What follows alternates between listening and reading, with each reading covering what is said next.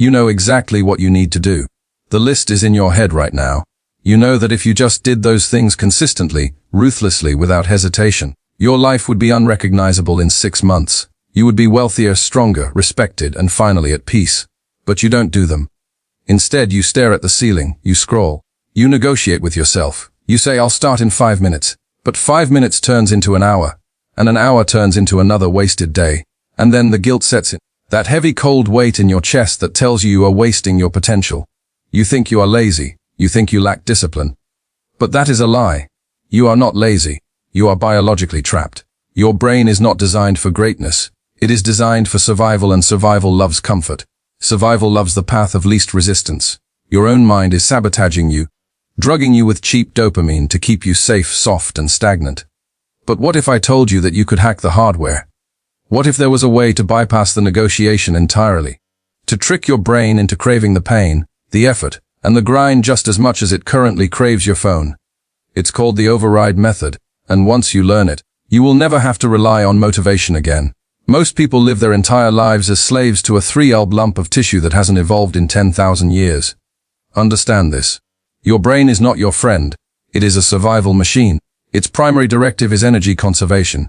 To your primitive brain, hard work looks like a threat. It looks like unnecessary caloric expenditure. It looks like danger. So when you try to do something difficult, write that book, start that business, hit the gym, your brain triggers a resistance response. It floods your system with cortisol. It creates a feeling of psychological friction. This isn't you being weak. This is your limbic system slamming the brakes. This is why trying harder rarely works. You are fighting millions of years of evolution with a fleeting emotion called willpower. It's a losing battle. The modern world has weaponized this against you. We live in an era of engineered comfort. Everything is designed to be frictionless. Food is delivered. Entertainment is instant. Validation is one click away. We are drowning in a sea of unearned dopamine. Your brain has been trained to expect reward without effort. You have become neurologically soft. When you face a task that requires sustained focus and no immediate reward, your brain panics. It screams for the pacifier. It screams for the phone. This is the state of the modern human, sedated, distracted, a consumer of life rather than a creator of it. But there is a flaw in the system, a backdoor. Neuroscience calls it neuroplasticity, but that word is too sterile for what we are about to do. We are talking about psychological alchemy. We are talking about rewriting the code of your impulse control. The override method isn't about fighting the resistance. It's about reversing the polarity. It's about teaching your brain that the pain of effort is actually the signal for safety and that comfort is the threat. Because the truth is, comfort is the threat. Comfort is the slow death of the soul. If you are watching this, you feel it. You feel the itch of mediocrity crawling on your skin. You know that if you don't change, you will die full of regret. So, how do we flip the switch? How do we make the brain crave the fire? We have to go dark. You cannot crave hard things if you are stuffed full of cheap pleasure. Imagine a man who eats cake for breakfast, lunch, and dinner. If you offer him a raw apple, he will be disgusted. It's not sweet enough. It's too crunchy. It's hard to eat compared to the cake. Your brain is that man, and the internet is the cake. Before you can use the override method, you must restore your baseline. You have to reset your sensitivity. This is the part nobody wants to hear. But it is the prerequisite for power. You need to embrace boredom. Boredom is not a defect. It is a biological signal that you should be doing something. In the past, boredom drove us to hunt, to build, to explore. Today, the moment a microsecond of boredom hits, you reach for the rectangle in your pocket. You anesthetize the signal. By doing this, you are castrating your ambition. To trick your brain, you must first starve it. You need to cut the supply of cheap dopamine. I'm not talking about a digital detox for a weekend. I'm talking about a lifestyle shift. Stop listening to music every time you walk. Stop watching videos while you eat. Stop scrolling before you sleep. Sit with the silence. When you remove the constant noise, the brain begins to panic. It craves stimulation. And if you refuse to give it the cheap stuff, if you refuse the phone, the porn, the junk food, eventually the brain will get desperate. It will become so hungry for stimulation that even hard work becomes appealing. This is the secret of the greats. They are not naturally more disciplined than you. They just don't have better options. They structure their lives so that the only path forward is the work. When you are starving, a raw apple tastes like heaven. When you are dopamine deprived, writing an essay feels like a thrill. You have to lower the water level so you can see the rocks. Ask yourself right now, what are you using to numb yourself? What is your pacifier? Is it video games? Is it news? Is it endless commentary on lives you aren't living? Identify it and kill it. This is not about punishment. It is about resource management. Your attention is a limited resource.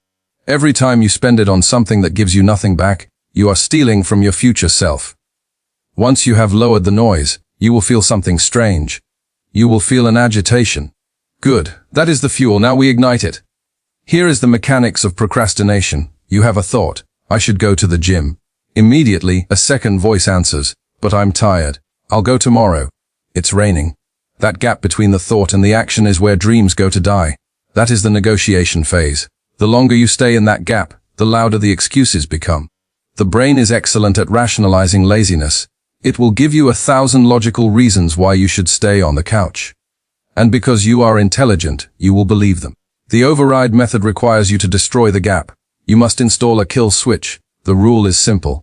Once the thought of a necessary action enters your mind, you have exactly 3 seconds to physically move your body toward that task. Not 3 minutes, 3 seconds. If you wait longer than 3 seconds, the limbic system wakes up, the fear kicks in, the negotiation begins. But if you move before the 3 seconds are up, you ambush your own brain. You act before the defense mechanisms can deploy. This is how you trick the hardware. You don't wait to feel like it. You will never feel like it. Feeling like it is for children. Amateurs wait for inspiration. Professionals move. Let's say you need to write. The thought hits you. 3 to 1, you stand up. You sit at the desk. You open the laptop. You are moving faster than your feelings. Motion creates emotion. We think we need to feel motivated to act. But the science shows the opposite is true. We need to act to feel motivated. Action generates the dopamine. When you use the 3-second kill switch, you are telling your brain we do not negotiate with terrorists. And make no mistake, that voice of laziness, it is a terrorist. It is holding your potential hostage. Every time you override the hesitation, you are rewiring your neural pathways.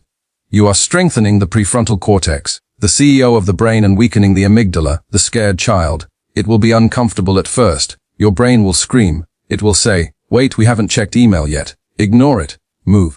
This is how you build a reputation with yourself. Self-confidence comes from keeping promises to yourself. Every time you count down and move, you are proving that you are in charge. You are proving that you are the driver, not the passenger. Now we go deeper. We move from behavior to philosophy. Why do you avoid hard things?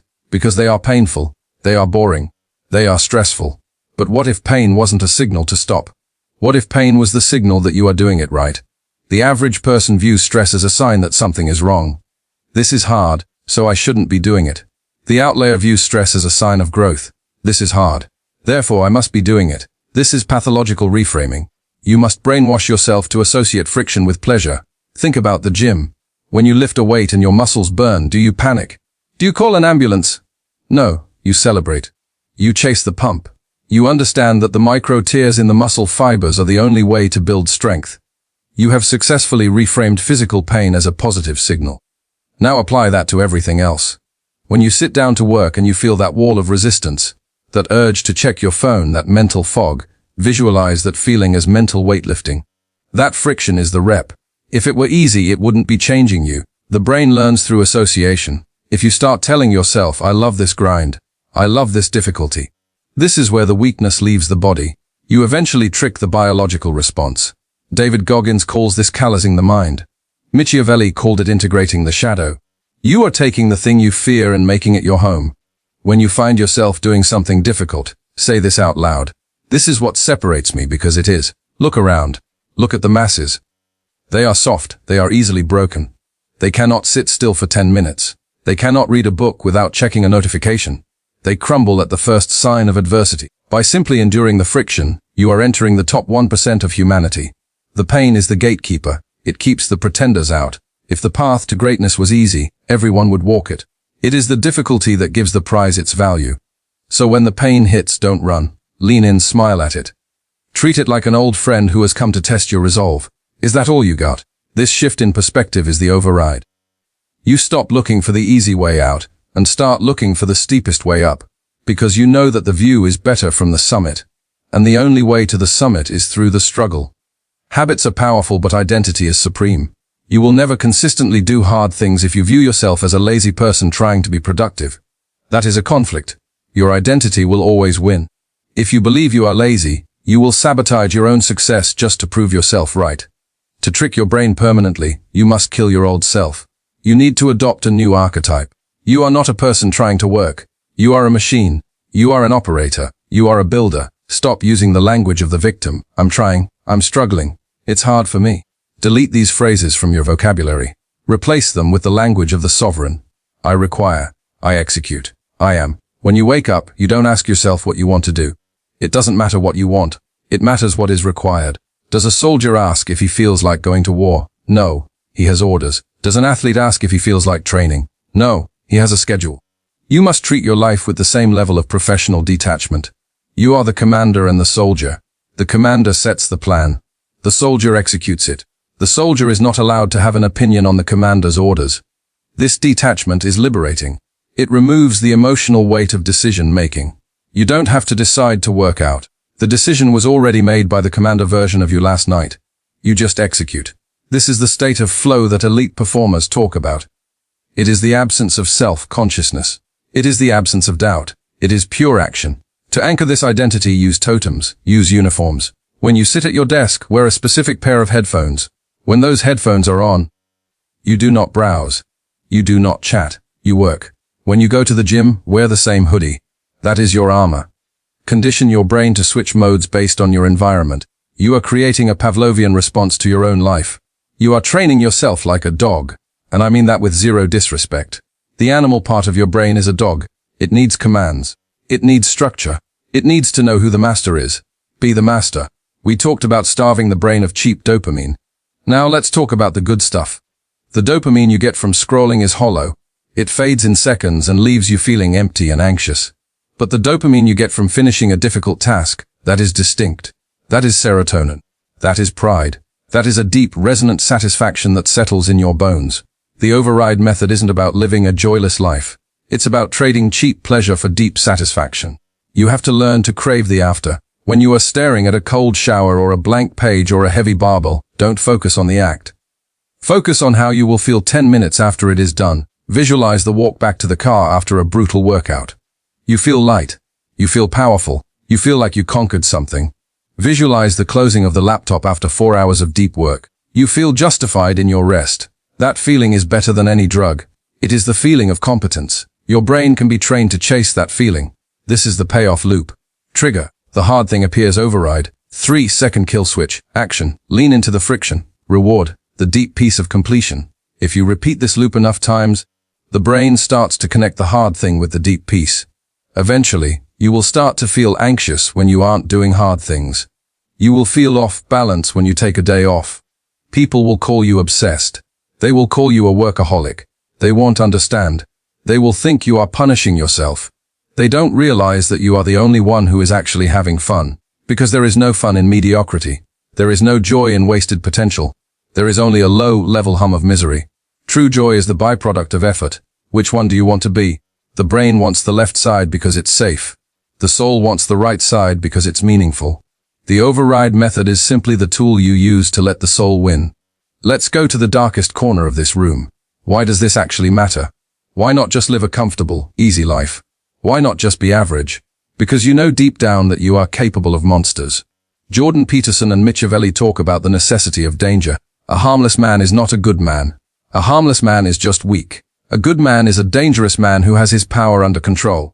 Doing hard things makes you dangerous. It gives you capacity. It gives you agency. When you override your brain, you are proving that you are not a slave to your impulses. If you cannot control what you eat, you are a slave. If you cannot control where your attention goes, you are a slave. If you cannot make yourself do what you say you will do, you are a slave. And slaves are not happy. The ultimate goal of the override method is sovereignty. It is about becoming the king of your own internal kingdom. There is a war going on inside you right now. It is a civil war between your higher self and your lower self. The lower self uses fatigue, distraction, and fear to keep you in line. It wants you to stay in the cave. The higher self wants you to ascend. It wants you to burn. Every time you choose the hard path, you are feeding the higher self. You are giving it weapons. You are giving it territory. And if you do this enough days in a row, the lower self begins to starve. It shrinks, it loses its voice. It never truly dies. The shadow is always there, but it is no longer the master. It becomes the servant. Imagine the version of you that exists 5 years from now. If you apply this method every single day, Imagine the skills that person has, the physique, the bank account, the calmness, the authority. That person is waiting for you to stop negotiating. That person is screaming at you to count down. 3, 2, 1. You now have the code. You understand the biological betrayal. You know that comfort is a cage. You have the 3-second kill switch. You know how to reframe pain as power. But knowledge is not power. Knowledge is potential. Power is execution. This video is about to end. And when it does, silence will rush back into the room.